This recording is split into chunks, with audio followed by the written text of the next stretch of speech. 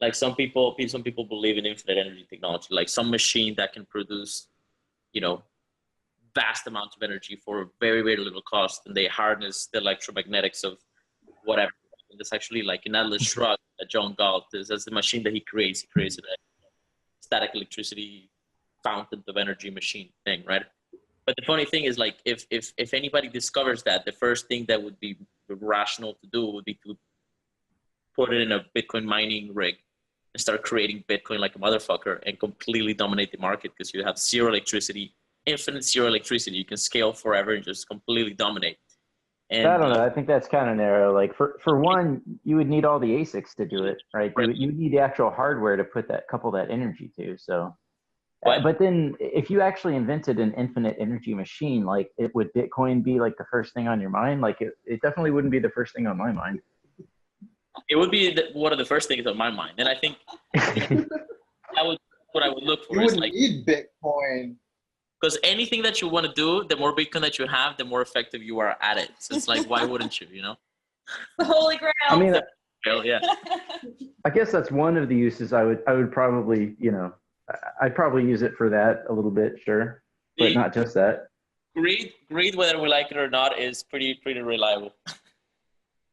pretty humans are. It's one of the motivations that shows up quite a bit. So one of the things that I like to speculate about is currency, the nature of the relationship between currency and energy. One of the things that happened in the 1970s when we went completely off the gold standard was we replaced that with a connection between our currency and oil, right? We had the petrodollar, which was a brilliant piece of maneuvering by the deep state, because in a very real way, currency is the energy of the economy. To phrase it in sort of an SAT question, you could say that matter is to energy as capital is to currency, right? If you have matter with no energy, it doesn't do anything. It's lifeless. It practically doesn't exist. There's nothing happening. In the same way, capital without currency, there's no way to exchange capital. Or at least it's very, very limited. So currency is sort of the energetic nature of a capitalist. I don't want to call it system, but for lack of a better term at this point, yeah, we need currency so that capital can interact, move, grow, transform, and change.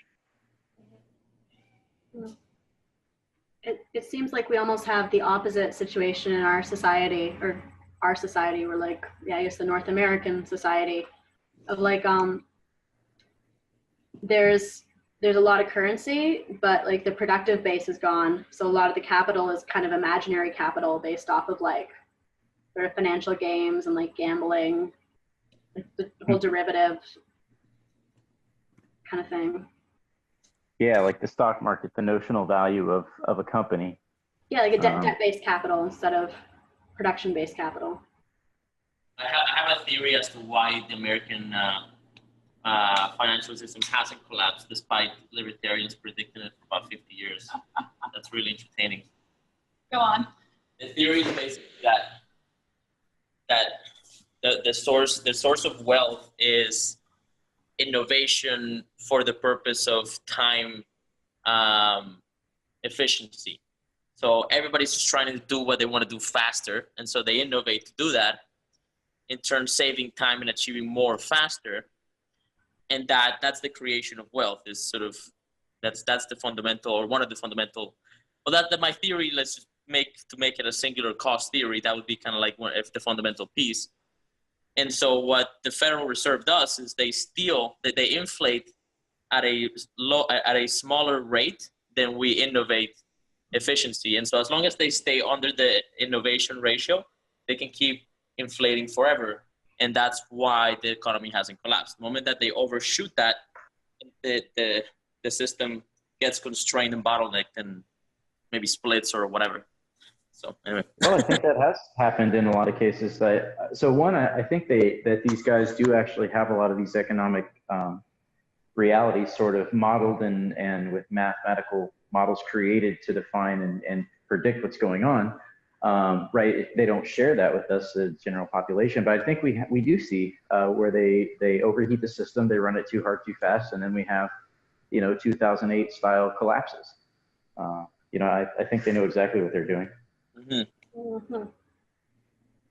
Well, I think that also ties into the subjective theory of value, and like the point that they do hide a lot of this information from us, and really the general population knows nothing about how the Federal Reserve works. They don't even realize like what the Federal Reserve is at its basic levels. Not even to talk about how the monetary system works and how the economy functions, but really, at its core, we talk about the reason that currency becomes valuable is that people believe in that currency. So I think one of the other aspects of the collapse not happening is that the majority of the population is so indoctrinated that everything is working perfectly smoothly the way it should be, even though we have, pretty clear and evident truth all around us that some systems are absolutely definitely broken because we see people suffering because of those systems. I think one of the reasons that it hasn't really collapsed is also because people believe that it's perfectly fine and it should be functioning the way it's functioning.